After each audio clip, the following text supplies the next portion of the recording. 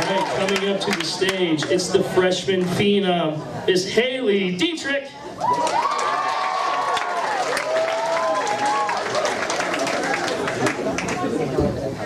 Can everyone hear me? Yeah! Sick, I haven't failed yet. Alright, so I'd like to start out by talking about the posters, that were up around campus and that were sent out in the email. Clearly you read them, otherwise you wouldn't be here. So the nickname that I got was Pumpkin Pie. I hate pumpkin pie, I think it's terrible. But, I understand the nickname because I'm sweet, I'm reliable, I keep it clean jokes-wise. I'm basically the Captain America of this joint, but like pre-Civil War. There is a difference for those of you who have not caught up yet with the MCU. A big difference between pre- and post-Civil War Captain America. So anyway, I'm happy with this, kind of reputation, mostly because I know that my parents are going to be watching this set on YouTube later. That takes me back to the days of, middle and high school when they would bring in like some random guy to talk to the grade about internet safety. And usually one of the first things that would be mentioned was he would be like, "Do you want your mother to see this?" Well. I'm really happy to have been accepted to Kenyon.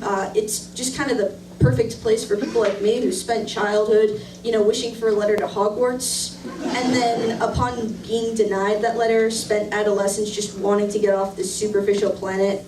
While aggressively scribbling Blink-182 lyrics into a battered journal. Or wait, was that just me? Because if it was just me, then Jesus, we've really gotten to know each other tonight. I think I'll just skip ahead to the next part of the set before I humiliate myself further. So Christian said I'm from Hawaii. This is true. I really miss it, mostly because being out in the middle of nowhere is really weird.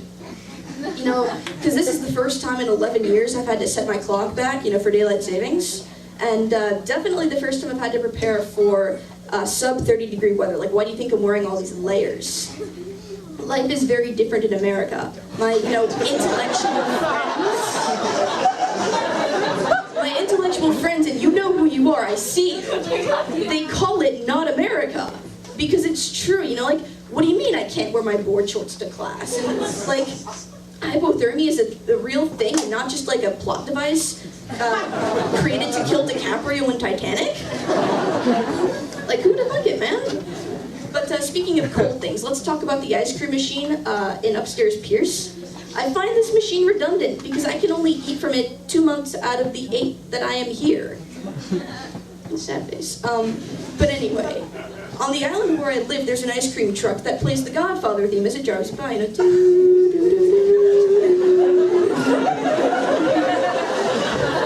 This is disturbing on a number of levels, mostly because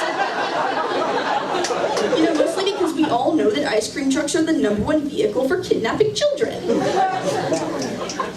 But I'm a literal person. I am very not good at picking up on subtext, so I really appreciate the sincerity of this vehicle.